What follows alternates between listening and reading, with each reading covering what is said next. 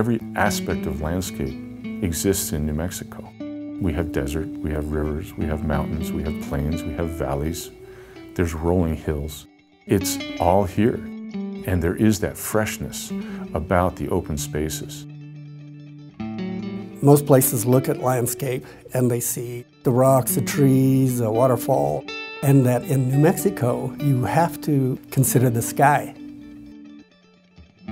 Somebody said that the New Mexico blue sky should be described as impossibly blue. There can be rain over here and sun over here and little wispy clouds over here and the sun setting back there, and you can see it all at once in a big panorama. The distances and the magnitude, the environment that surrounds you is continually inspiring. The people that are drawn to the state and the people that grow up in this state come to really appreciate independent thinking, the ability to explore the open wilds. There's a genuine sense about the importance of personal freedom, personal liberty. When you hold up that card, it says that they're courageous, that they think independently, and they're willing to stand behind their beliefs. The ACLU gave me a voice. It represents a pride in protecting the Constitution and the rights of people. That's a good thing to be proud of. For 50 years, this is the organization that has defined civil liberties in the state. There's something enchanting about the state. Whoever found that word for the state hit the nail on the head. The beauty, the stark contrast in the state, how fragile the state is, but yet how strong it is. And because of that contrast, the people through generations have become far more adaptable one with the other, which to me means we're far more acceptable of other people's ways, other people's rights, other people's cultures. There exists this great community of people known as New Mexico. What created the fire in my belly, so to speak, was really just the real desire to speak out on issues of injustice when they came up. The more you learn about the importance of these principles that are enshrined in the Bill of Rights, the more passionate you become about them. You see just how important they are in the functioning of our society and how unique it actually makes our country. Just for the First Amendment alone, it creates this space for people to be more creative and more expressive in their lives that other countries don't enjoy. Fighting the man has been part of my practice of law since I started. The little voice inside me that propels me to represent people who've been abused by governmental power is that still small voice that says, this isn't right. It might seem from the outside that the ACLU is doing something that's rebellious or left-leaning or whatever, but the reality is that they're protecting some very fundamental core values. It's preserving the Constitution of this country. We have what really is a good Constitution. Remarkably, although it was written by a bunch of white men who had slaves, they did a pretty good job.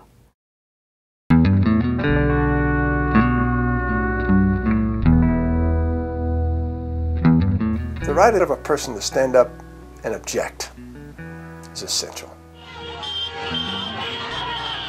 We did protect marchers who were opposed to what was going on in Iraq at the time when we invaded Iraq. And we had these marches in Albuquerque and people got arrested. The protest basically devolved into police shooting tear gas into the crowd, what appeared to be an otherwise peaceful protest. And as time went on, it became clear that people's First Amendment rights had been abridged in the way the police had responded. Dissent is essential. Rights to freedom of speech, rights to freedom of religion. Sometimes a public demonstration is the only way to really grab the public's attention and demonstrate that there is a significant sector of society that disagrees with that.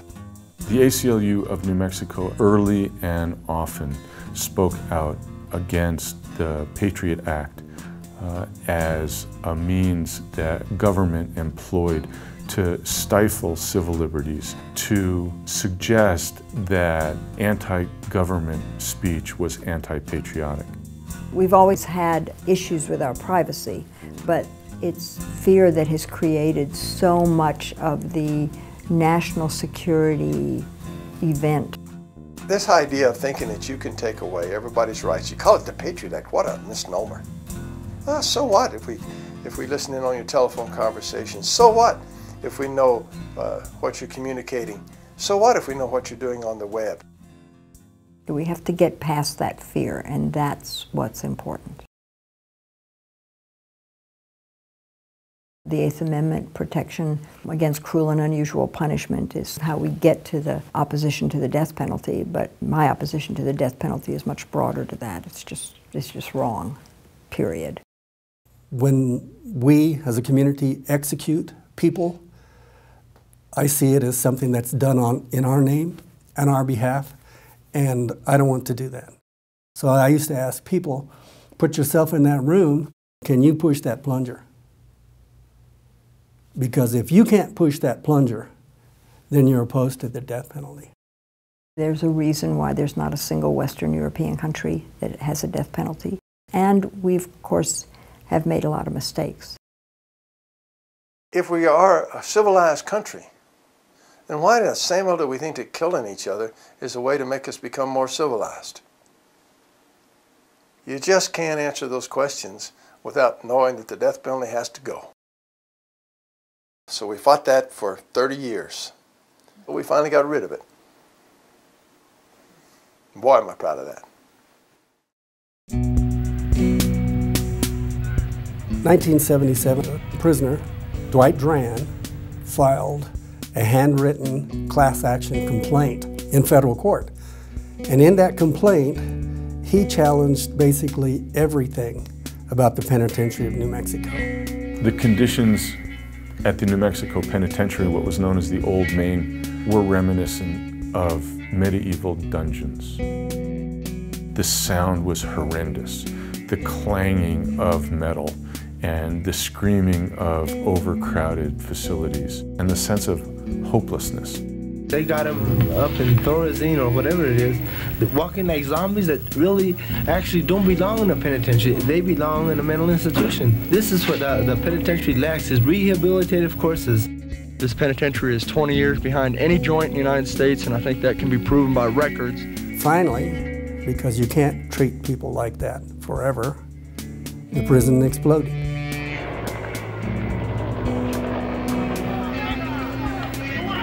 And there was a revolt in February 1980. 33 men were killed, and dozens were terribly injured. And what the Duran Decree did essentially was to bring the light of civil liberties to a prison system that was right out of the 18th century. Those are the instances where the ACLU rushes forward. The groups may not be popular among Americans, but at the end of the day, there's no one who is more in need of civil rights defense. The willingness of a society to treat its most vulnerable and its weakest, whether it's prisoners or persons with disabilities or school children, how a society chooses to treat those people tells us so much about what kind of society we are.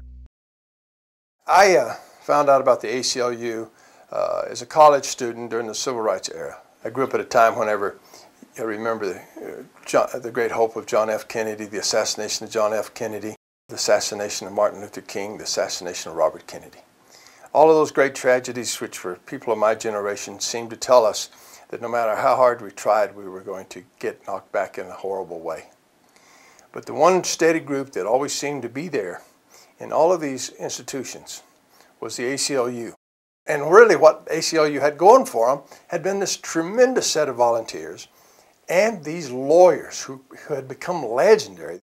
I organized the lawyers, I organized the members, I did everything. I set up the board meetings, I wrote the Torch, which was the newsletter. I edited it. I put the little borders on with this little tape that you had to use. Everybody in those days was pro bono. The fact that the ACLU is not in the laundry room of my house anymore, and there's staff here. The organization has grown from a single office of 3 or 4 people to an organization with 2 offices, 14 staff, multiple legal staff. We've been offered some very incredible opportunities to expand the organization, particularly under the Strategic Affiliate Initiative with the national organization. We're one of the few affiliates that was awarded that opportunity. We'd been getting these calls out of Hobbs, New Mexico, out of Lee County. And they were calls from African Americans complaining about profiling by police, complaining about being arrested. Young black woman had been at a football game in Hobbs. She was accosted by some young white guys. Then it developed into a fight. And the only people that got arrested were young black men, which was bizarre. We had this treasurer at the time. His name was Jack Stedman. And Jack says, if not this, what? If not now, when? So I leave the ranch I live on in Rio Dosa in my pickup and drive down to Hobbs. I open the door to a school gymnasium. And lo and behold, there on one half of the gym in the spectator seats are all these people who were the complaining people to talk to me. This tall, handsome cowboy walks in there, and we all embraced him because of his demeanor and because of his understanding of the fight that we were having within our community with the police department. I felt about 10 foot tall. I'm the ACLU, and we kicked the damn door open with liberty on our backs. It was just this exhilarating moment. It's probably the single largest class action lawsuit brought against a police department in the state and in the history of New Mexico. And one of the greatest things I think that was accomplished is when Daniel Yohalem and Richard and Rosenstock came to Hobbs, New Mexico, and took names and kicked ass.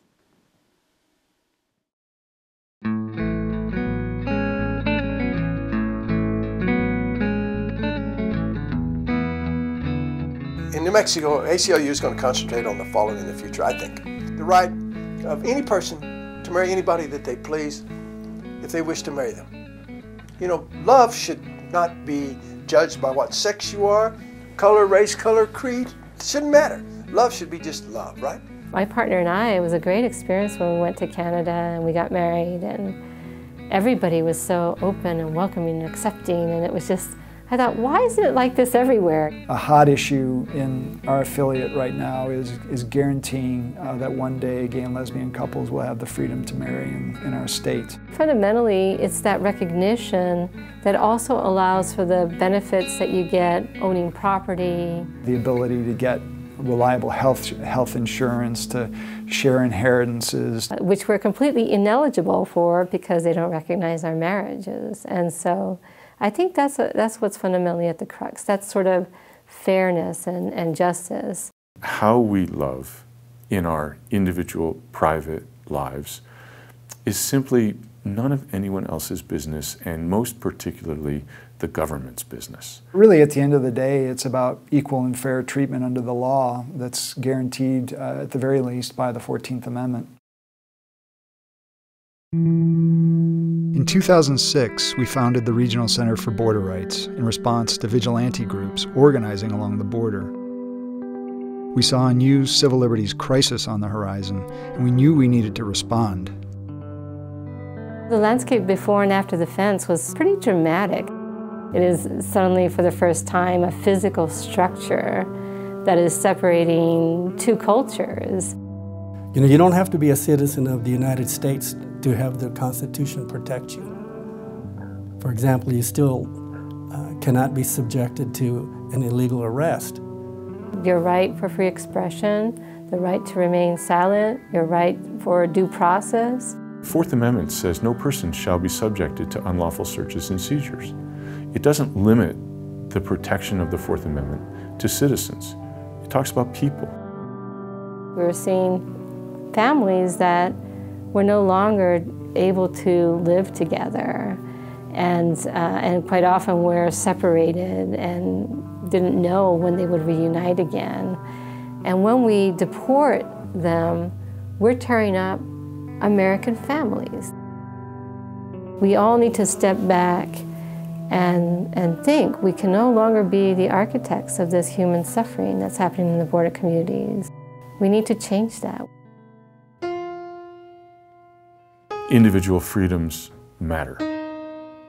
It can take you a generation, a decade, maybe an entire century to gain some prospect of liberty. You can lose it all in seconds. And you can lose it because you don't give a damn. It's not until those rights disappear that people have a tendency really to understand how important they were. We have a long history of defending the core values that this country was founded on. And I think that's what makes you proud. The mission of ACLU New Mexico for the future is to keep doing well what it has done so well for 50 years. I'm very proud.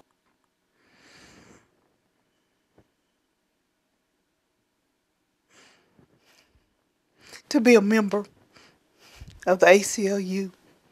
I never stopped counting my blessings that I worked for this organization. They know us when they see us coming. That's the value of the ACLU in New Mexico.